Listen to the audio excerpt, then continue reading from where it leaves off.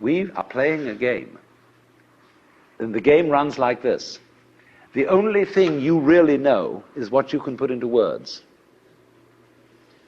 Let's suppose I love some girl rapturously. And somebody says to me, would you really love her? Well, how am I going to prove this? Well, I say, write poetry. Tell us all how much you love her. Then we'll believe you. So if I'm an artist and I can put this into words and convince everybody that I've written the most ecstatic love letters ever written, they say, all right, okay, we'll admit it. You really do love her. But supposing you're not very articulate, are we going to tell you you don't love her? Surely not. You don't have to be Heloise and Abelard to be in love.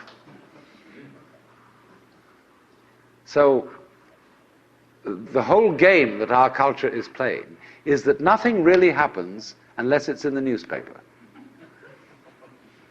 So when we're at a party, and there's a great party, somebody said, it's too bad there wasn't a tape recorder. And so our children begin to feel that they don't exist authentically unless they get their names in the papers. And the fastest way of getting your name in the papers is to commit a crime. And then you'll be photographed, then you'll appear in court, then everybody will notice you. It really happened if it was recorded. In other words, if you shout and there doesn't come back an echo, it didn't happen. Well, that's a real hang-up. It's true, there's fun with echoes. We all like singing in the bathtub because there's more resonance there. And when we play a musical instrument like a violin or a cello, it has a sounding box because that gives resonance to the sound. And in the same way, the cortex of the human brain enables us, when we are happy, to know that we are happy. And that gives a certain resonance to it. If you're happy and you don't know you're happy, there's nobody home. But this is the whole problem for us.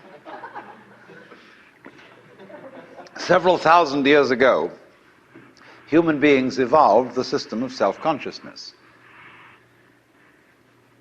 And they knew. There was a young man who said, though, it seems that I know that I know. What I would like to see is the eye that knows me when I know that I know that I know. You see? And this is the human problem. We know that we know. And so there came a point in our evolution when we didn't guide life by just trusting our instincts, and had to think about it, and had to purposely arrange and discipline and push our lives around in accordance with foresight and words and systems of symbols, accountancy, calculation, and so on. And then we worry. Once you start thinking about things, you worry as to whether you've thought enough. Did you really take all the details into consideration? Was every fact properly reviewed?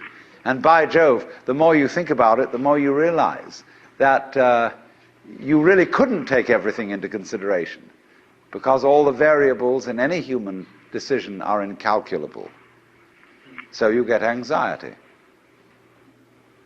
And this, though, also, this is the price you pay for knowing that you know, for being able to think about thinking, to feel about feeling.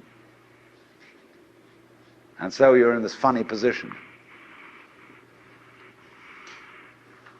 Now then, do you see that this is simultaneously an advantage and a terrible disadvantage? What has happened here is that by having a certain kind of consciousness, a certain kind of reflexive consciousness, being aware of being aware, being able to represent what goes on fundamentally in terms of a system of symbols, such as words, such as numbers. You put, as it were, two lives together at once, one representing the other. The symbols representing the reality, the money representing the wealth. And if you don't realize that the symbol is really secondary. It doesn't have the same value. You know, people go to the supermarket and they get a whole cartload of goodies and they drive it through, and then the clerk fixes up the counter and this long tape comes out. And you say, $30, please. And everybody feels depressed.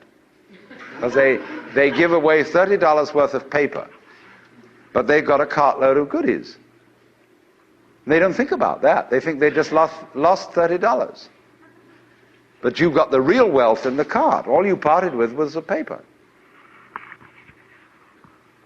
Because the paper, in our system, becomes more valuable than the wealth. It represents power, potentiality. Whereas the wealth, you think, oh, well, that's just necessary. You've got to eat. Well, I mean, that's to be really mixed up.